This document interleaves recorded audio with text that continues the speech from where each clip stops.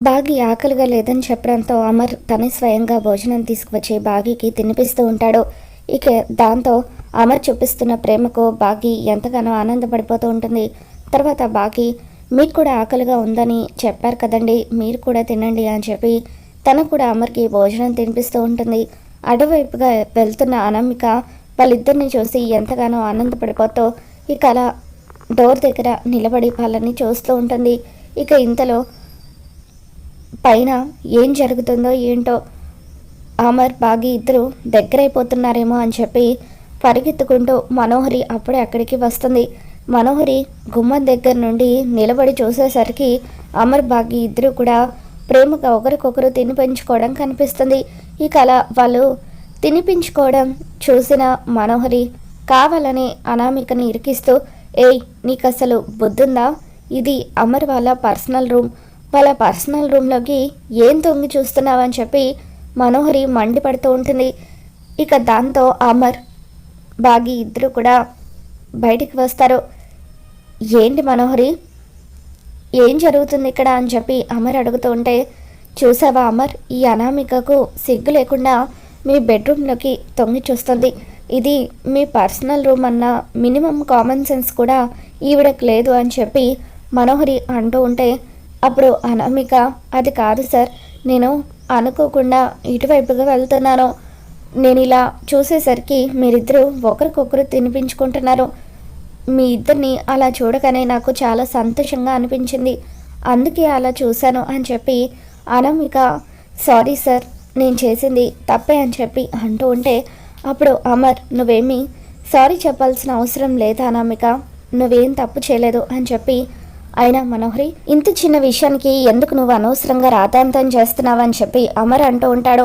అది కాదమర్ అని చెప్పి మనోహరి అంటూ ఉంటే, నువ్వు ఇంకా ఏం మాట్లాడాల్సిన అవసరం లేదు, ఇందులో అనామిక తప్పేమీ లేదు, ఇటువైపుగా వెళ్తున్నప్పుడు డోర్ ఓపెన్ చేసి ఉంటే ఎవరైనా క్యాజువల్గా రూమ్లోకి చూస్తారు, అయినా ఇక్కడ మేము భోజనం చేస్తున్నాము అంతే కదా, అందులో ఏముంది, అయినా ఎందుకు నువ్వు ఈ మధ్య చిన్న చిన్న విషయాలకు కోపం ఎక్కువగా తెచ్చుకుంటున్నావని చెప్పి నీ బిహేవియర్లో తేడా వచ్చింది మనోహరి, నువ్వు చాలా వింతగా ప్రవర్తిస్తున్నావని చెప్పి అమర్ అంటూ ఉంటాడు.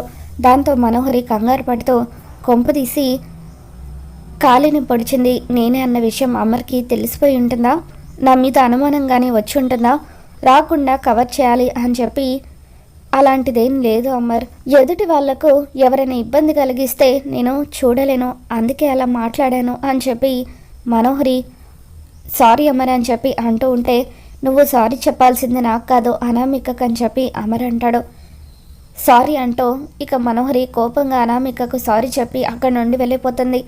థ్యాంక్ యూ సార్ అంటూ అనామిక అమర్కి థ్యాంక్ యూ చెప్తుంది. పిల్లలు ఎగ్జామ్స్కి ఎలా ప్రిపేర్ అవుతున్నారని చెప్పి అమర్ అడుగుతూ ఉంటే, చాలా బాగా ప్రిపేర్ అవుతున్నారు సార్, అందరికీ మంచి మార్క్స్ వస్తాయని చెప్పి అనామిక అంటూ ఉంటుంది.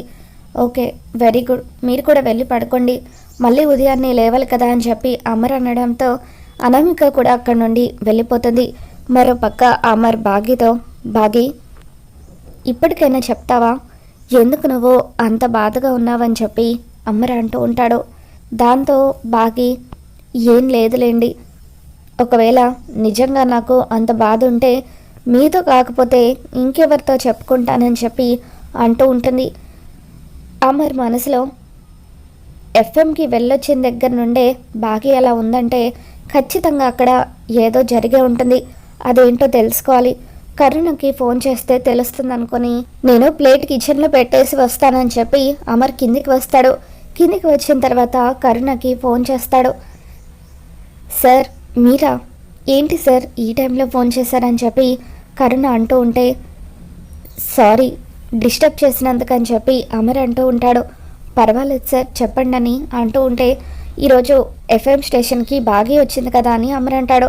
అవును సార్ వచ్చింది, పాపం నన్ను కలవాలని ఎంతో ఆనందంగా వచ్చింది, కానీ ఆ మేనేజర్ గాడి వల్ల బాధపడి అక్కడి నుండి ఏడుస్తూ వచ్చేసిందని చెప్పి కరుణ అంటూ ఉంటుంది. దాంతో అమర్, ఏంటి అక్కడ మేనేజర్ బాగీని ఇబ్బంది పెట్టాడా అని అమర్ అంటాడు.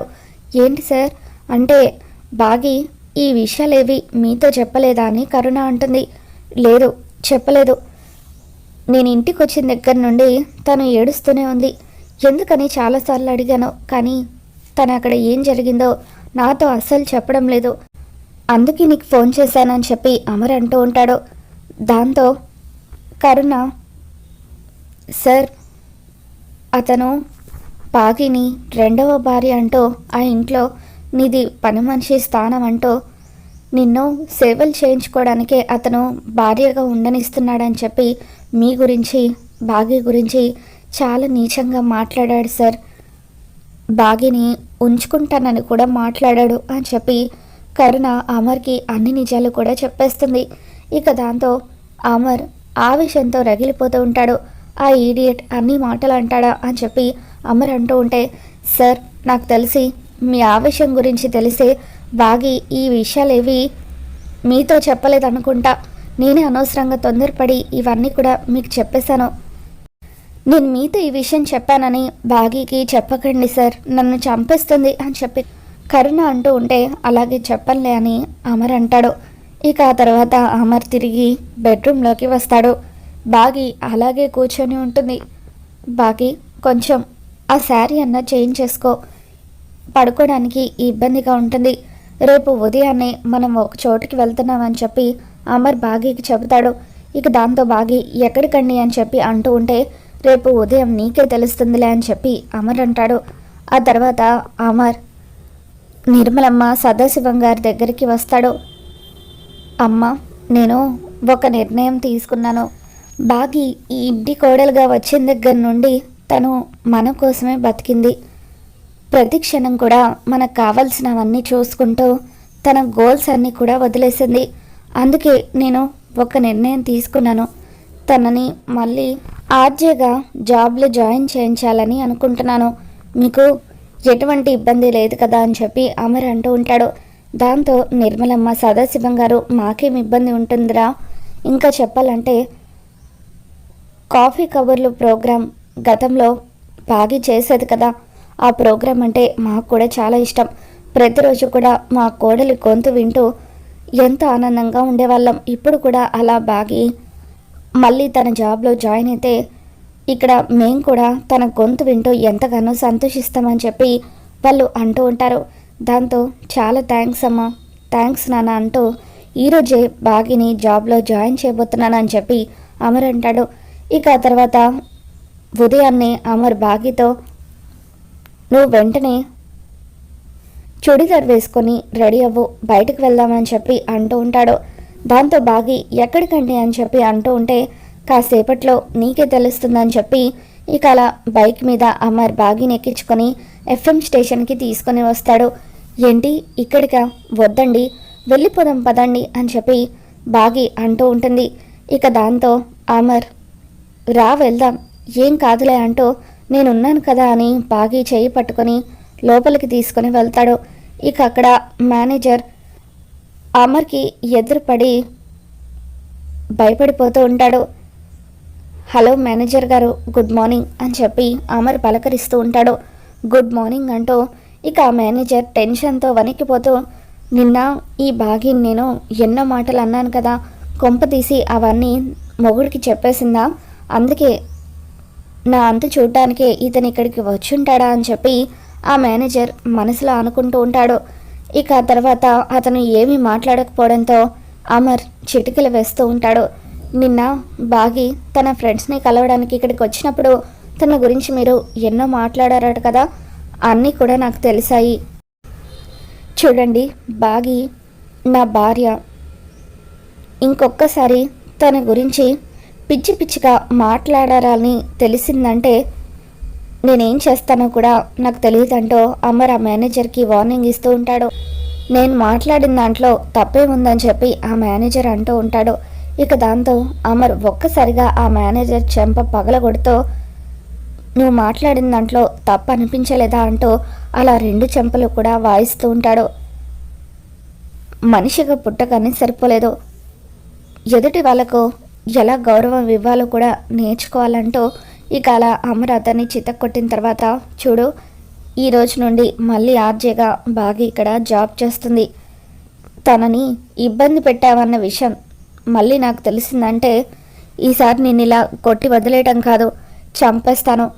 తనకు ఇక్కడ ఎటువంటి ఇబ్బంది కలగకూడదు అని చెప్పి అలా అమర్ ఆ మేనేజర్కి వార్నింగ్ ఇస్తాడు. సారీ సార్ అని చెప్పి ఇక అలా ఆ మేనేజర్ అమర్కి బాగీకి సారీ చెప్తూ ఉంటాడు. ఏంటండి ఇది, నేను ఆర్జేగా జాబ్ చేయడం ఏంటని చెప్పి బాగి అంటూ ఉంటే, నీ మనసులో ఏముందో నాకు తెలుసు బాగి, నువ్వు ఈ జాబ్ని చాలా మిస్ అవుతున్నావు. ఎవరి కోసమో నీ గోల్స్ని నువ్వు వదులుకోకూడదు. నేను ఆల్రెడీ నీతో చెప్పాను, మన కుటుంబం నీకు బలం అవ్వాలి కానీ బలహీనత అవ్వకూడదని. ఇప్పుడు పిల్లల్ని చూసుకోవడానికి అనామిక ఉంది, నువ్వు ఇక వాళ్ళ గురించి కూడా టెన్షన్ తీసుకోవాల్సిన అవసరం లేదు, హ్యాపీగా నీకు నచ్చిన జాబ్ చేసుకోవచ్చు అని చెప్పి అమర్ బాగీకి చెప్పడంతో ఇక బాగి ఒక్కసారిగా అమర్ని హత్తుకొని థ్యాంక్ యూ అండి అని చెప్పి అంటూ ఉంటుంది. ఇక ఆ తర్వాత కరుణ అక్కడికి వచ్చి, వసే బాగి ఏంటే ఇంకా ఇక్కడే నిలబడ్డావు, నీ ప్రోగ్రామ్కి టైం అవుతుంది, రా స్టార్ట్ చేద్దు కానీ అని చెప్పి అలా బాగిని లోపలికి తీసుకొని వెళ్తుంది. అమర్ కరుణ ఇద్దరు కూడా బయట నుండి చూస్తూ ఉంటారు. అప్పుడు బాగి ఇక అలా తన సీట్లో కూర్చొని హలో పీపుల్ అని చెప్పి అంటూ ఉంటుంది.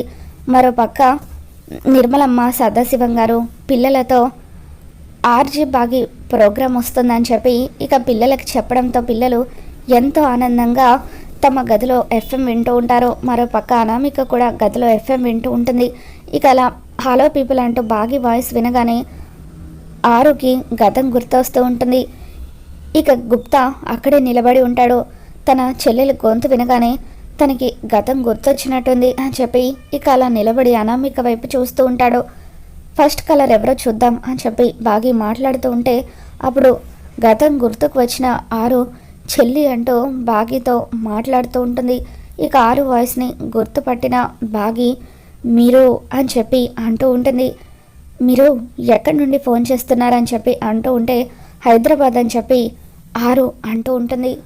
ఆరు వాయిస్ని గుర్తుపట్టిన అమర్, పిల్లలు, నిర్మలమ్మ, సదాశివం గారు వీళ్ళందరూ ఒక్కసారిగా షాక్ అవుతూ ఉంటారు. మీ వాయిస్ వింటూ ఉంటే బాగా పరిచయం ఉన్న వాయిస్ లాగా ఉందండి, గతంలో మీరు నాకు ఫోన్ చేశారా అని చెప్పి బాగి అడుగుతూ ఉంటుంది. ఇక దాంతో చాలాసార్లు మీతో మాట్లాడాను అని చెప్పి అంటూ ఉంటే మీ పేరు అని బాగి అడుగుతూ ఉంటుంది. దాంతో ఆరు పక్కింటక్క అని చెప్పి అంటూ ఉంటుంది. ఇక ఆ పేరు వినగానే బాగి అక్క మీరా, ఇన్ని రోజులు ఏమైపోయారు? అంతకుముందు ప్రతిరోజు కూడా కనిపించేవారు, నాతో మాట్లాడేవారు, కానీ అసలు ఈ మధ్య కనిపించడమే మానేసరేంటి అని చెప్పి అలా బాగి అడుగుతూ ఉంటుంది. ఇక దాంతో ఆరు ముఖ్యమైన పని ఉండడం వల్ల వేరే ఊరు వెళ్ళాల్సి వచ్చింది, అందుకే నీ ముందుకు రాలేకపోయానని చెప్పి ఆరు అంటూ ఉంటుంది. ఇక దాంతో పక్కింటక్కలాగా ఆరు ఫోన్లో మాట్లాడుతూ ఉంటే ఇక పిల్లలు, సదాశివం గారు, నిర్మలమ్మ వీళ్ళందరూ కూడా షాక్ అవుతూ ఉంటారు. మరోపక్క అమర్ ఈ మాటలు వింటూ ఉంటే అచ్చం ఆరు మాటల్లాగే అనిపిస్తున్నాయని చెప్పి మనసులో అనుకుంటూ ఉంటాడు. ఇక పిల్లలు కూడా ఈవిడెవరో కానీ ఈవిడ మాట్లాడుతూ ఉంటే అమ్మ మాట్లాడినట్టుగానే అనిపిస్తుందని చెప్పి వాళ్ళు కూడా అనుకుంటూ ఉంటారు. ఇక అలా బాగి మీరు ఎంత దూరాన్న ఊరికి వెళ్ళినా కూడా ఇకపై ప్రతిరోజు కూడా నాకు ఇలాగే ఎఫ్ఎంలో కాల్ చేయొచ్చు, నాతో మాట్లాడచ్చు అని చెప్పి అంటూ ఉంటుంది. అలాగే చెల్లి తప్పకుండా చేస్తాను అని చెప్పి ఆరు ఎమోషనల్ అవుతూ ఉంటుంది. మీకోసం ఒక మంచి సాంగ్ ప్లే చేస్తానని చెప్పి బాగి సాంగ్ని ప్లే చేసిన తర్వాత ఇక అలా ఎమోషనల్ అవుతూ తన రూమ్లో నుండి బయటకు వస్తుంది. ఏమైంది బాగి, ఎందుకు ఇలా ఎమోషనల్ అవుతున్నావు అని చెప్పి అమర్ అంటూ ఉంటాడు. ఆ వాయిస్ వింటూ ఉంటే నాకు కొడైకెనాల్ అక్కే గుర్తొచ్చింది, తనతో మాట్లాడినట్టుగానే అనిపించింది అని చెప్పి అంటూ ఉంటుంది. ఇక దాంతో అమర్ కూడా నాకు అనిపించినంటే బాగి కూడా అనిపించింది అనుకొని ఇక తర్వాత బాగి ముందు కవర్ చేస్తూ మనిషిని పోలిన మనుషులు ఉన్నట్టుగానే మాటను పోలిన మాట ఉంటుంది కదా, అలాగే వాళ్ళిద్దరి వాయిస్ ఒకేలాగా ఉందేమో, నువ్వు వెళ్ళి ప్రోగ్రామ్ని కంటిన్యూ చేయి, చాలా బాగా చేస్తున్నావని చెప్పి అమర్ బాగిని ఎంకరేజ్ చేస్తూ ఉంటాడు. సరే అండి అని చెప్పి ఇక అలా బాగి వెళ్ళి తనకు నచ్చిన ఆ ప్రోగ్రామ్ని చేస్తూ ఉంటుంది. ఇక ప్రోగ్రామ్ అంతా కంప్లీట్ అయ్యే వరకు అమర్ అక్కడే ఉంటాడు. ఇక ప్రోగ్రామ్ కంప్లీట్ అయిపోయిన తర్వాత బాగి ఎమోషనల్గా వచ్చి అమర్ని గట్టిగా హత్తుకుంటుంది. చాలా థ్యాంక్స్ అండి, చాలా రోజుల తర్వాత మళ్ళీ మైండ్ అంతా కూడా రిలీఫ్గా అనిపిస్తుంది. మళ్ళీ నన్ను ఉద్యోగంలో జాయిన్ చేయించినందుకు చాలా థ్యాంక్స్ అని చెప్పి అలా బాగి అమర్ 2 చేతులు పట్టుకొని థ్యాంక్స్ చెప్తూ ఉంటుంది. మొత్తానికలా అమర్ అయితే బాగి కోరికను తెలుసుకొని ఇక దగ్గరుండి బాగి కోరిక నెరవేరుస్తూ తనకి దగ్గరవుతూ ఉంటాడు. మరి రాబోతున్న ఎపిసోడ్లో ఏం జరగబోతుందో మళ్ళీ మన ఛానల్లో తెలుసుకుందాం. ఈ వీడియో మీకు నచ్చినట్లయితే తప్పకుండా లైక్ చేయండి.